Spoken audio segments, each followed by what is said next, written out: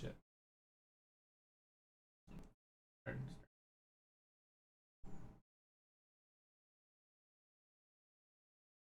Yes, Mousy. Yes.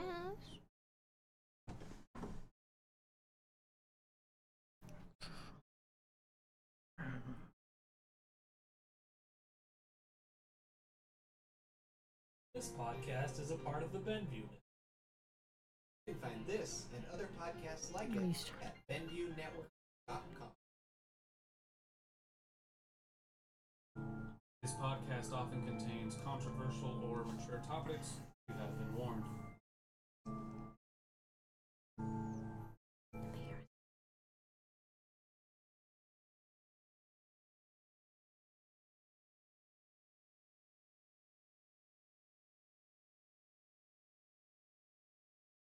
Hello, hello, hello to the first official Raygun Readers live stream.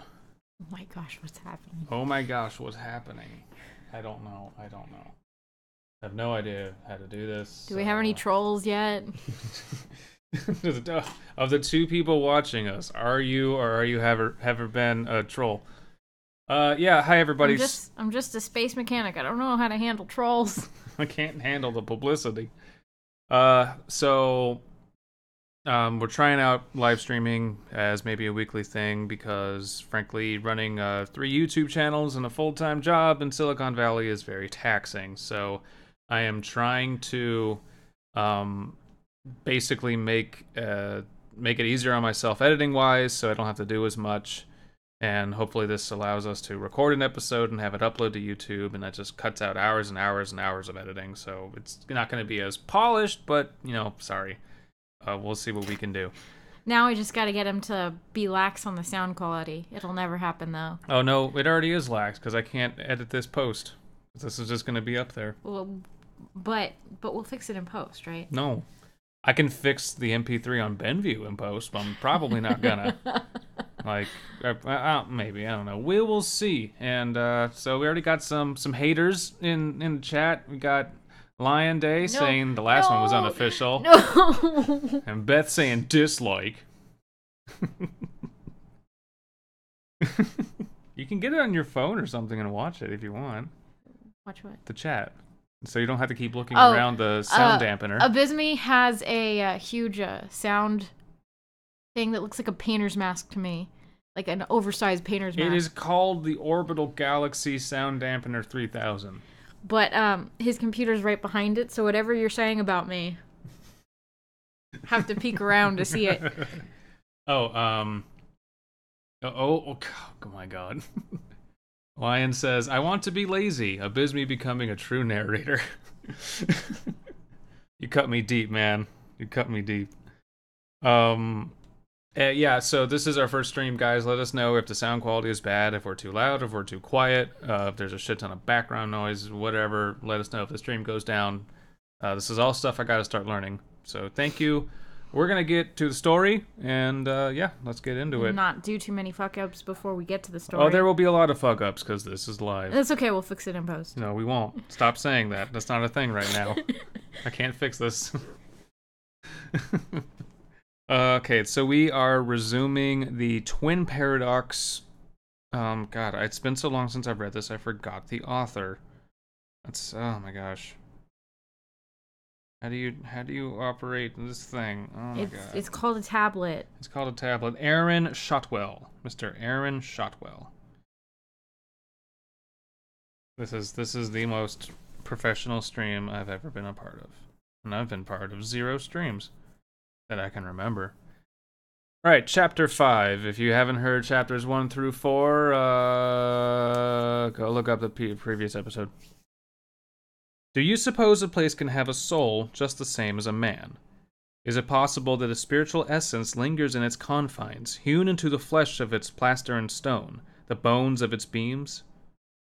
These may have been the places that we called haunted, or maybe there were more of them than we perceived. Maybe some were just quieter than others. Maybe some were restless. Maybe they stirred and spun the echoes of our lives, a residual identity of ages. Maybe. Maybe. Perhaps. I had always been a skeptic, but my time aboard the Odyssey, drifting nowhere and bound for nothing, turned my doubt into wonder for many fantastic and frightening things. I could very well blame the change of heart on my growing delirium. I've been slowly losing my connection with reality. What are you writing? Nothing. Wait. Okay. I'm not paying. No, I'm paying attention. I've been slowly losing my connection with reality for some time by then. After all, that would have explained my paranoia and superstition, but I couldn't reason away the reality of what I had heard. Deep. Beep. A certain term has always held popularity amongst the circles of paranormal investigators, cryptozoologists, true scary story narrators, alien conspiracy theorists, and a great number of other infamous nutjobs. EVP, or electric voice phenomena, the occurrence of human voices in the white noise of an audio recording. Audio engineers were well aware of this effect, but tied no supernatural origins to it. Psychologists said that the human brain has a need for order, attempting to find any pattern it can in chaos, and it's true. It's the reason why we see shapes in clouds, why we see the faces of religious icons in burnt toast. Subjective interpretations of EVP is no exception. I put Jesus in my toast on purpose. Well, yeah, I mean, I put, Then I can have a grilled cheeses. Quetzalcoatl in mine, because Quetzalcoatl's hard to do. Lots of feathers. Feathers! High press. We see what we want to see, hear what we want to hear, but I know what I heard. I don't know how you do this paragraph any other way than it's like, I know doesn't make any sense. It's not logical, but I know I heard something. It's not logical, but I'm totally not crazy. I'm totally not crazy. And how do you, how do you prove a negative? Prove that you're sane. Well, I'm not insane. Well, it's unreliable narrator. You can't prove it. True. So, fuck it. But it works for this because it's about a guy on a ship and weird shit's happening. So, I'm okay with it. Yes.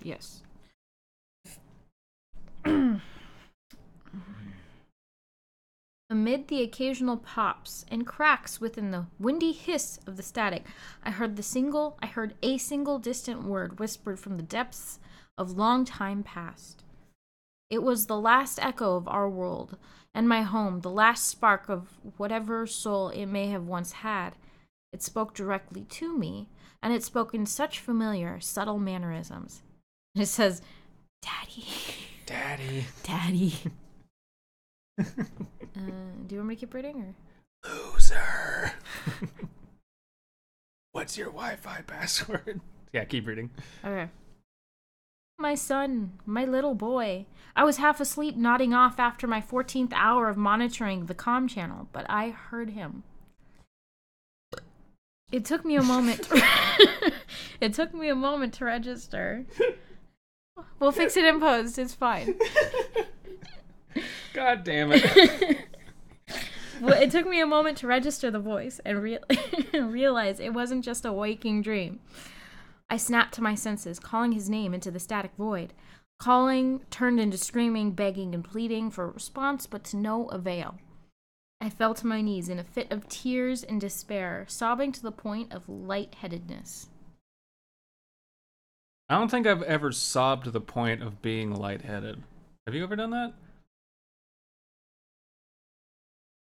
Let's continue the story. Well, answer the question.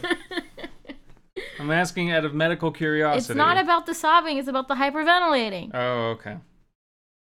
Alright. Am I here? Look what you did. What did I do? Look what you did. Know how to work your own damn tablet. Kindle is weird. One simple word, the most beautiful word I've ever heard. The only word I'd hear spoken by another in nearly a year. And it was gone as quickly as I recognized it. Daddy. Star wipe. I felt betrayed. I felt abandoned, and lonelier than I had ever felt in all the hours, days, and months alone on the godforsaken ship. The depression killed me. I was dead.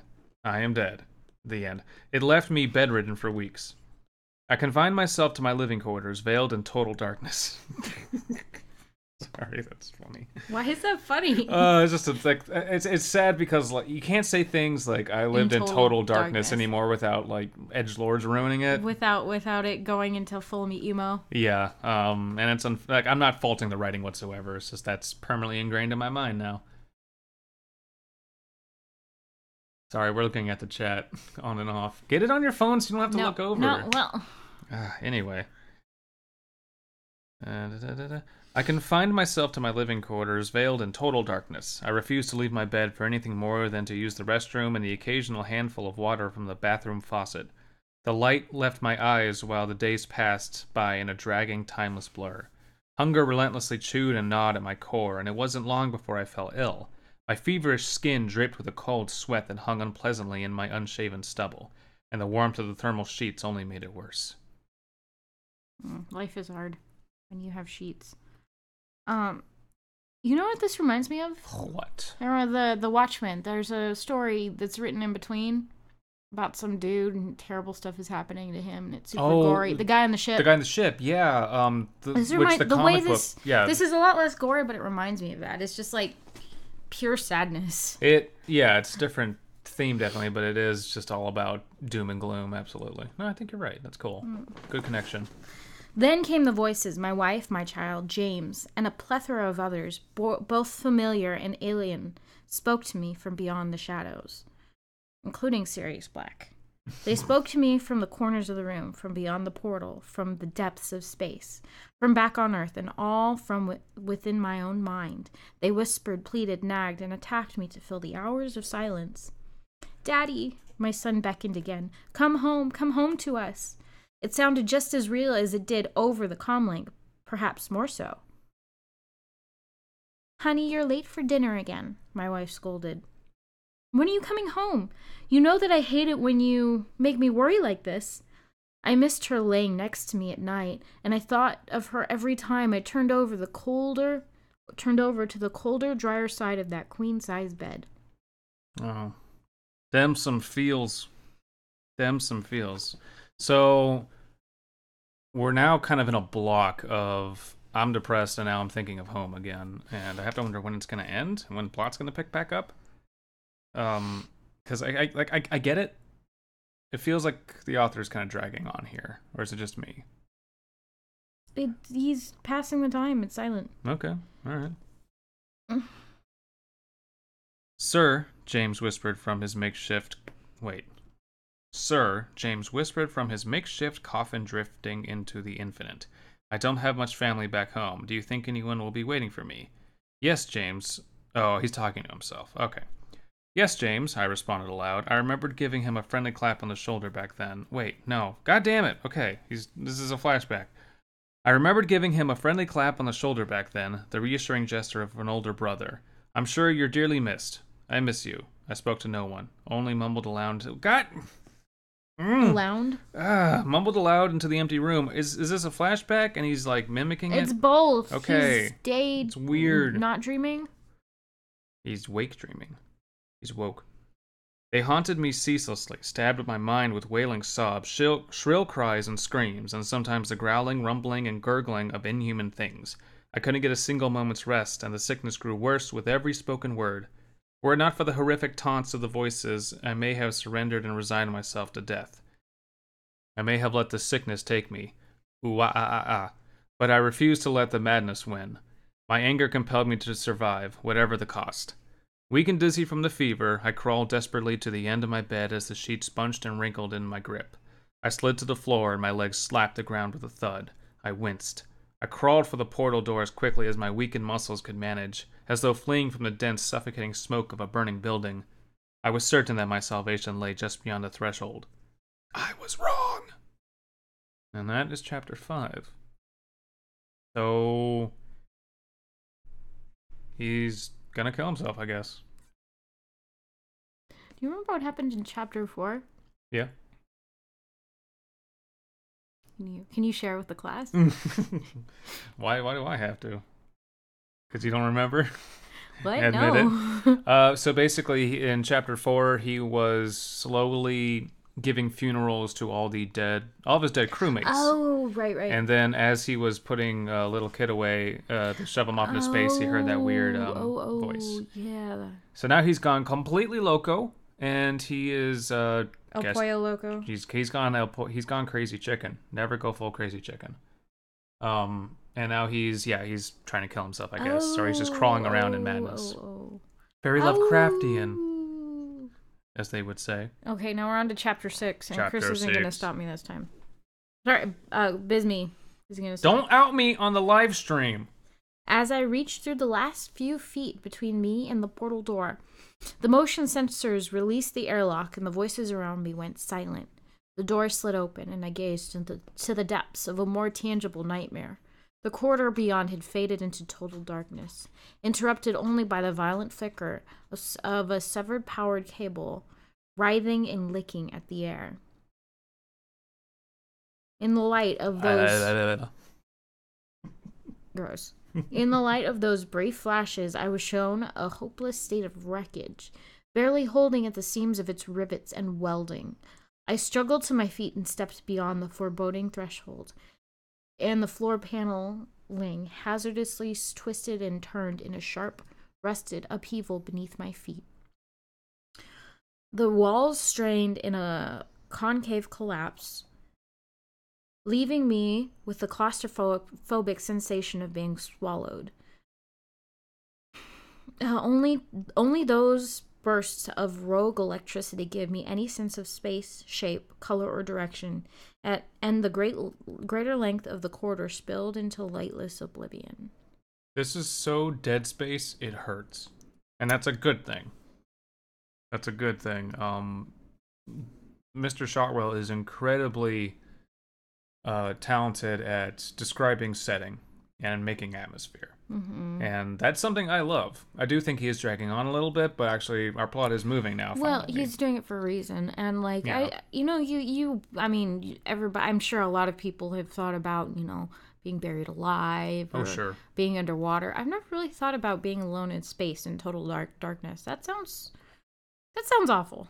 Or yeah, just anywhere really. Far away. And anywhere like on a derelict vessel and like at sea, Actually, what was Red Sky at Night, I think was the Slime Beast story that Midnight Marinera adapted, and it's about a bunch of people on a cruise ship that's basically derelict. And very, very kind of similar feeling of madness, except they had people with them. This guy's all alone. You mean like a ghost ship? Yeah. But ghost ships are usually empty. Mm. This one isn't. Or they have been empty for a long time, and everyone on there is dead, except the ghosts. Can't say it, never mind. This was not the sanitary and organized military vessel from which I had withdrawn. Never once did I hear a disturbance beyond my walls. It couldn't have been real, and yet it was all around me, offending my every sense. Is there an earthquake happening or something? In space? Why are the walls are bowing in and the electrical cables are crashing and breaking? So he's no longer maintaining the ship. So I'm guessing shit's just breaking apart at this point. You might be right, yeah. Yeah, because he was for a while, but now he's just like gone crazy. Now he's gone crazy and making effigies and talking to himself. Talking to volleyballs named Wilson. Elvis is alive and well on the ship. It certainly felt real as I groped my way through the dark and sliced the sole of my foot on a piece of shrapnel. I could only hope... Would it really be shrapnel if it's just sitting there? Or did something explode? Yeah, stuff's been caving in. Well, any discarded piece of metal that's jagged is shrapnel. Troy Taylor, is that you, Creepy Quantum? Could be wrong. I've had a recurring dream that I keep falling into Saturn, and that's terrifying to me. That would be terrifying. Yeah, no, being alone the Earth is one thing, but Saturn is huge. I can remember very sparsely a couple dreams where I basically fall out of a spaceship into space, and it is terrifying. It's worse than falling into the ocean. It's worse than like falling down a waterfall. Like, just there is something about the foreboding vacuum of space that is just scary as hell. Yeah, scary dream.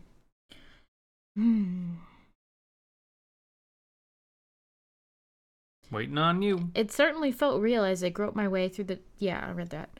I could only hope that I wouldn't contract tetanus. The last thing I needed was a case of lockjaw to add to my dilemma, because that would make a big difference. Yeah, he's already, like, crazy and, like, his muscles are atrophied. I don't think he would care. That's kind of weird that maybe he's regaining his sanity a little bit. Becoming a bit more coherent. Moment of lucidity. Yeah, maybe. I hobbled and crawled through the jagged mess, doing my best to navigate from memory, and I could hear distant creaks and groans as the hollow spaces suffered against the weight of the failing structure. Oh, maybe he's just losing power. Probably. In the clamor, I swore that I could hear screams, shrill and desperate, but I had already vowed to keep the madness at bay. I reasoned that it must have been a leak in the air filtration system. No, there are people dying. But everyone's dying. Everyone's dead. I know, but people are screaming. Or possibly a collapsed pressurization valve in one of the hull maintenance outlets.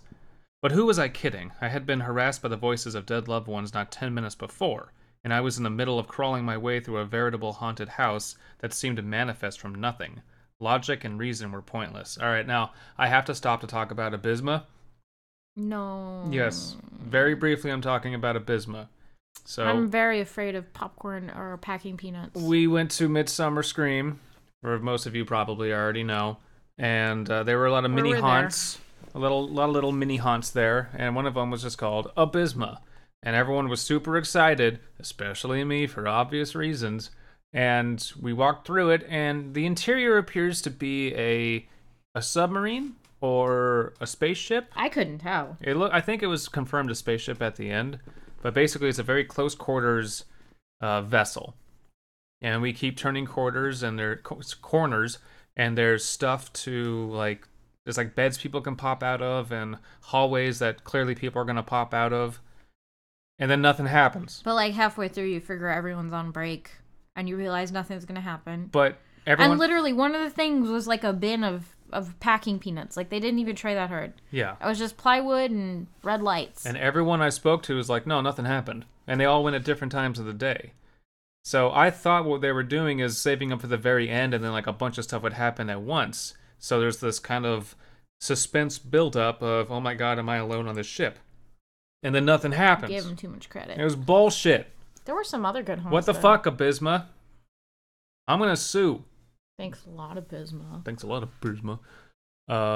Yeah, so that sucked. And that's the Abysmii story. Hope you're happy. I don't care for it very much. Continue. Yet, I pressed on, blindly searching for the nearest emergency supply storage unit. I must have slid my hands over the walls for hours, more frantically with every passing minute. Fortunately, just as I was about to give into panic and hyperventilation, my right index finger brushed over an almost undetectable seam in the wall. I sighed with relief and felt for the slightly raised surface of the bioelectric lock-release console. I passed my hand over the metal contacts several times and got no response. Of course, the secondary power system was shot, and at the most convenient time possible. I slammed my fist on the panel and reached for the manual release, which was sure to be hell on my weakened arms. I pressed with nearly my whole body weight to trigger the spring release panel, and I wrenched the handle counterclockwise until my forearm burned with the strain. My body fell slack as I heard the satisfying clunk and the hiss of the pressure lock, and the cabin panel lifted to reveal the storage racks. I felt around for the flashlight and prayed that its internal battery withstood the test of time. I was surprised at my own cynicism, really. I knew that these things were made to last. Otherwise, what would they be as emergency supplies? Even more surprising was that my cynicism proved accurate, and the flashlight gave little more than a few weak flickers, no matter how many times I slapped it in frustration. That sucks. Yeah. Well, that's because they were in space for a really long time, right? To answer AJ, no, it wasn't big. It was tiny. No one got lost. Abysmii sucked. Everything was tiny. Mm-hmm. Everything was a sample. None of it was real. You have to pay for the real thing.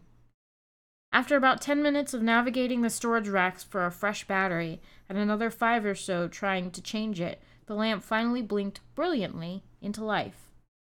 It shone directly on something disturbing to my immediate left, close enough that I could feel its icy breath against my cheek. Ooh. I turned slowly, and there I saw a frost-coated face staring at me with wide, bloodshot eyes.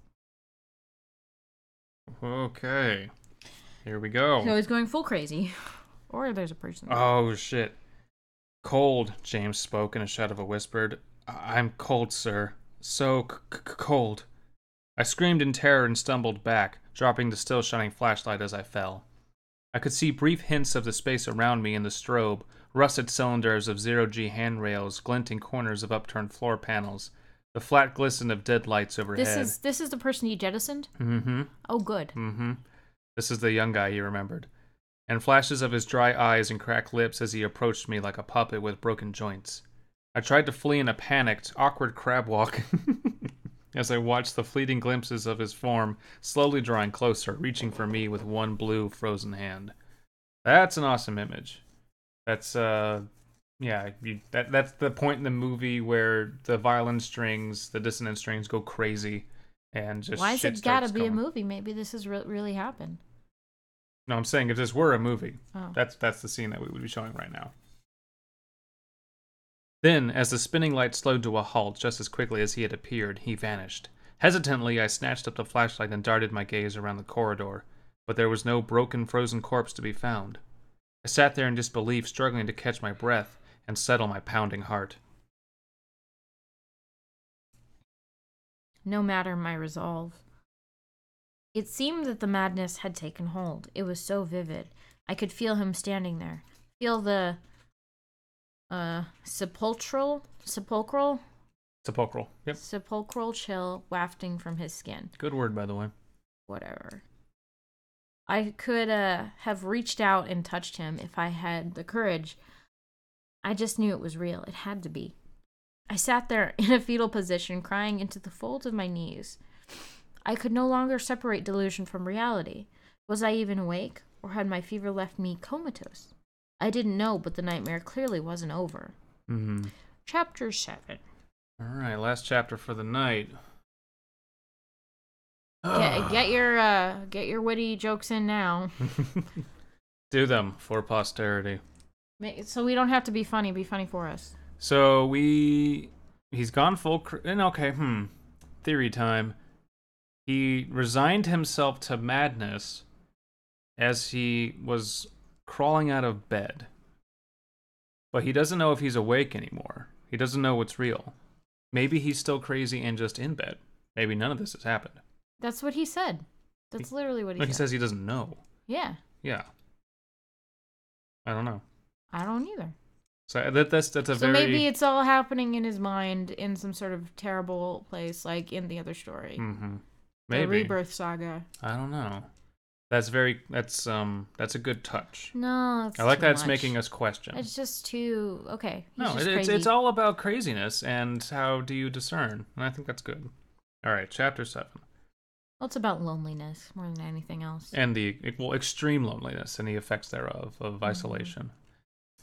Silence settled in. The creaks, the groans, the screams, it all stopped, and the quiet seemed to weigh heavier with every passing second. No, cool, it's cool. What'd I do? Play with your toy. Make a bunch of noise to pick it up. What? Yeah. What? Ugh. And the quiet seemed to weigh heavier with every passing second as I sat there, coddling my slashed foot. Nothing moved in the shadows, nothing malicious, cryptic, or compelling. Nothing beckoning. The air remained still, and an eerie sense of anonymous something... And an eerie sense of an anonymous something's patient amusement surrounded me, suffocating me. With a terrible fever dream or some twisted perversion of reality, the nightmare around me obviously had no intention of progressing until I made the next move. It, whatever it was, had grown tired of prodding and provoking, deciding instead to stand back and observe the effects of my torment. It wanted to see what I would do next. How would I cope with such a hopeless predicament? Or if I would simply break. Tulpa, all up in this. What? You haven't read Tulpa? Mm-mm. I should read Tulpa. It's more psychological than sci-fi, but it's a very good story. What is it? It's about how to explain Okay. it without spoiling. I don't think I can. Okay, just tell me basic genre. Is it even a book or a movie? Or It's what? a short story. It's a creepypasta, but it's like one of okay. the old, really good ones before they all became shit. So yeah, we should read that Okay. one.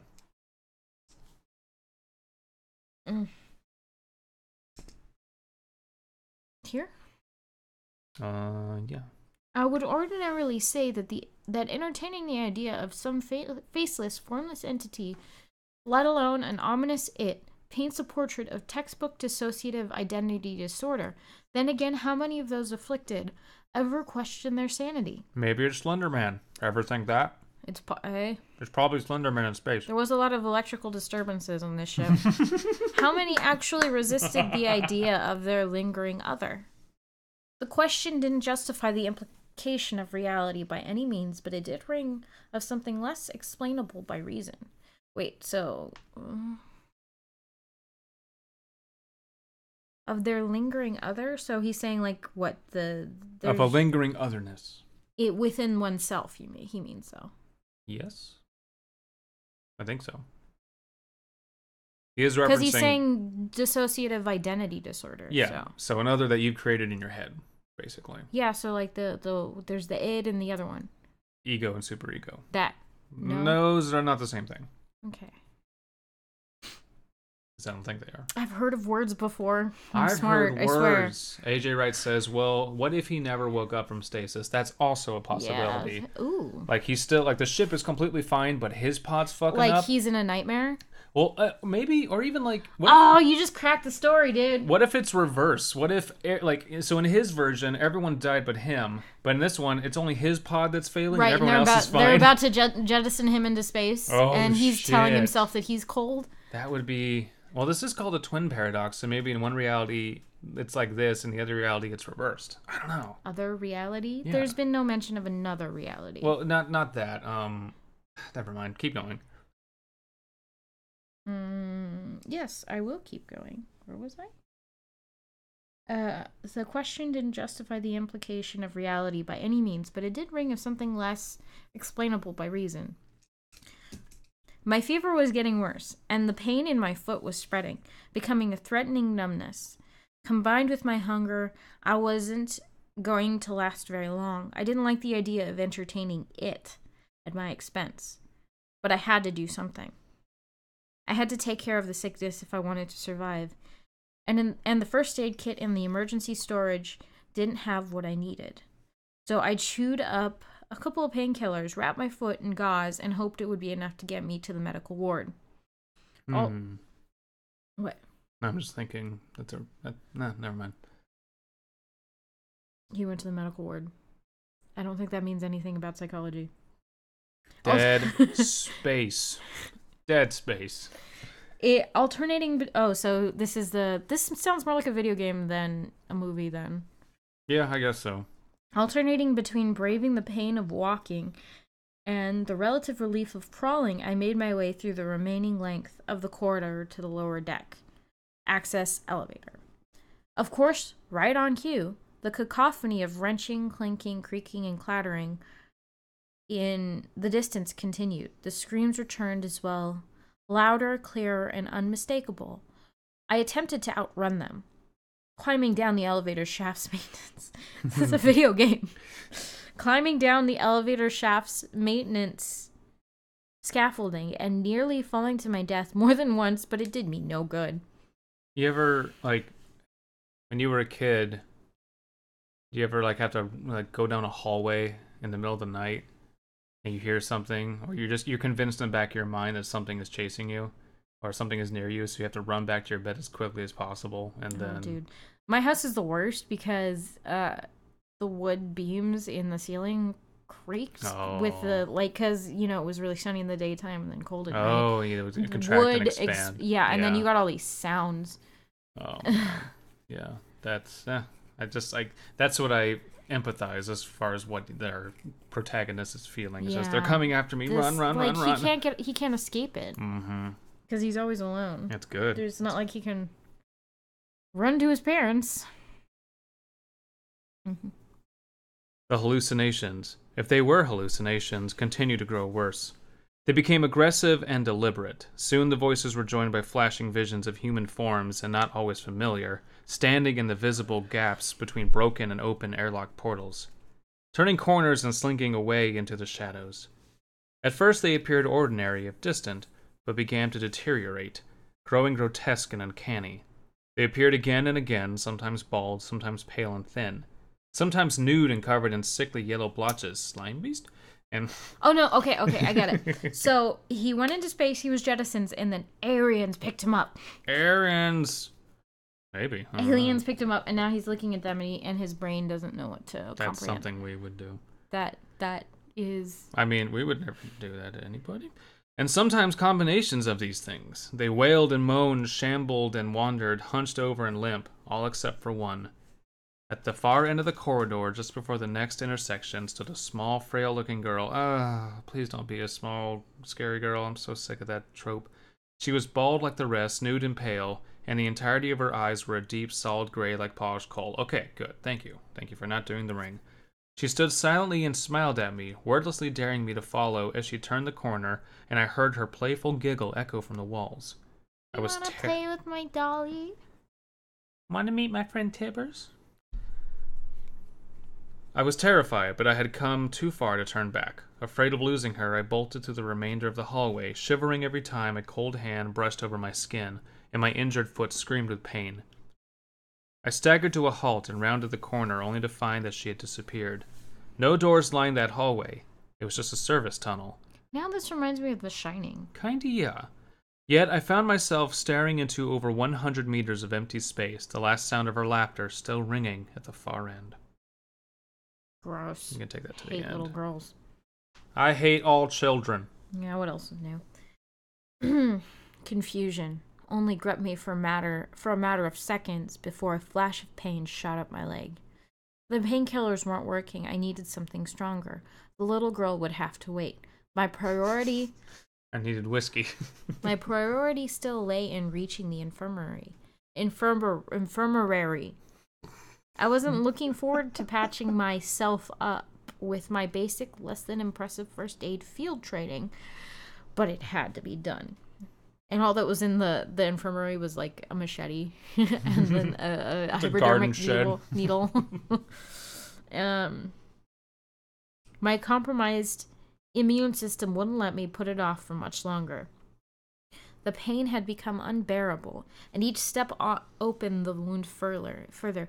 What else would be alive? No, tetanus is a bacteria. Yes? Yeah, get it. You get it from metal, but like, how would shit be alive in space? That's a very good question. I don't know if you. Where would bacteria come from if this was a sterile environment? We're assuming it's a sterile environment, but then again, the ship has been off for a long time. But the only organic matter at this point would be from dead bodies. But all the dead bodies are gone. Yeah. So, unless one of them, like, well... I don't know if they have some sort of... They didn't say anything about that. Then maybe there's some hydroponics thing where they live off of breathing from mold or something. We might be nitpicking way too deeply. Yeah, we are. Never mind. Yeah. Never mind. What's important to take away from this is that I'm smarter than this story. The only reason we do this is to make ourselves feel smart. The pain had become unbearable, and each step opened the wound further.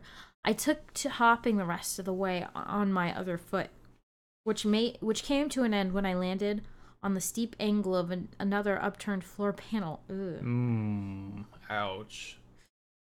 Oh, is he wearing shoes? No.